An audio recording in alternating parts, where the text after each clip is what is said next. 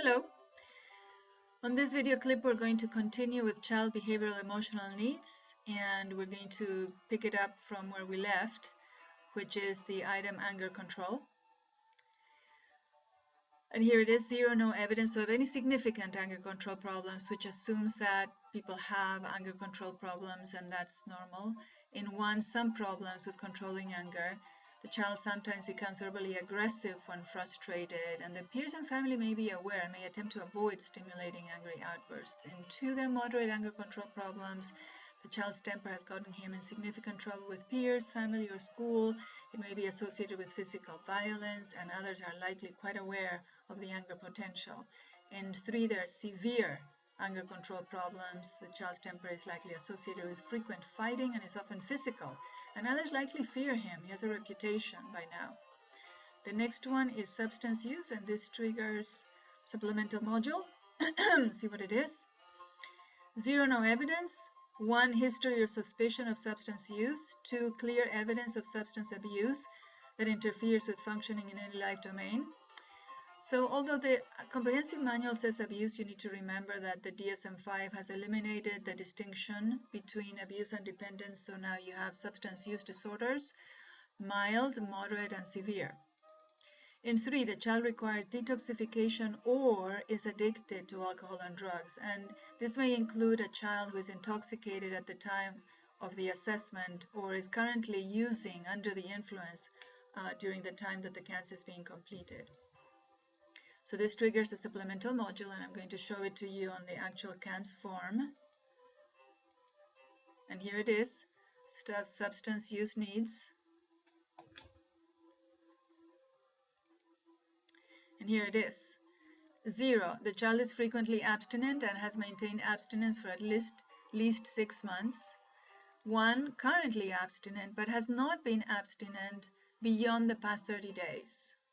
Or he has been abstinent for more than the past 30 days, but is living in an environment that makes substance use difficult.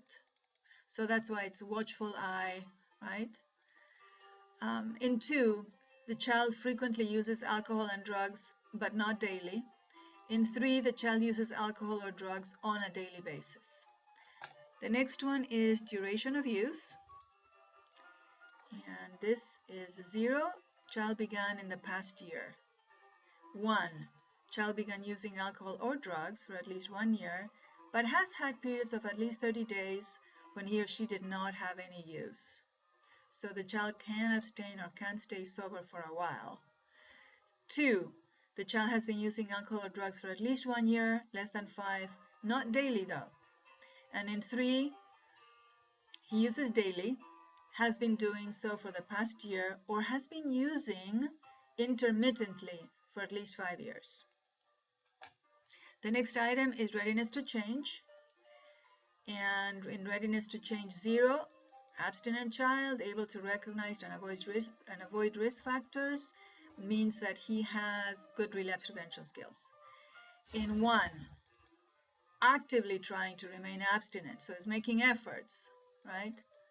A for efforts. 2, child is in contemplation phase, recognizing a problem, but is not willing to take the steps for recovery. That's why we need to take action. And in 3, child is in denial regarding the existence of any substance use problem. The next item is recovery environment, so we focus on what is happening around the child. In 0, there's no evidence that the environment stimulates or exposes the child to any drug or alcohol use. In 1, there's mild problems with that regard. In 2, the problems are moderate. And in 3, there are severe problems that actually stimulate the child to engage in alcohol or drugs. The last item in this supplemental module is relapse skills. In 0, clear relapse prevention plan, strong skills, and is committed to pursuing recovery. In 1, motivated to pursue recovery but lacks a clear relapse prevention plan or skill. In 2, relapse prevention plan but lacks motivation, knowledge, and skill to recognize and effectively respond to triggers. And in 3, the child is not motivated to pursue recovery and does not have a relapse prevention plan. So important thing in 1, if you give a child a 1 here, is to actually put in place a relapse prevention plan, right? Because you have the motivation, and if the motivation without the plan would mean very little. Very well then, so we completed the substance use needs supplemental module, and we're going to go back to eating disturbance. So eating disturbance is the last item of the child behavioral emotional needs. And it should be right below here, and here it is. 0, no evidence of eating disturbance. 1, mild level of eating disturbance. It could include some preoccupation with weight, calorie intake, or body size or type when the child is actually of normal weight or below weight. And this could also include some binge eating patterns. That is to say, we don't have to have the preoccupation with weight, calorie intake, or body size. Just having some binge eating patterns would qualify for 1. And 2, clear evidence of eating disturbance. That's why it's actionable.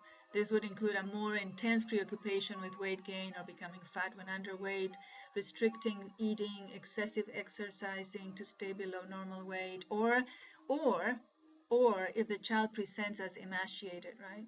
This level could also include more notable binge eating episodes that are followed by compensatory behaviors in order to prevent weight gain, like vomiting, laxatives, or too much exercising. And also, this is interesting, food hoarding would also be rated here. Food hoarding. So without any of the above, if the child hoards food, you can score a 2.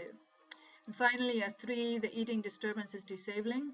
This could include significantly low weight, where hospitalization is required, or excessive bin purge behaviors at least once per day.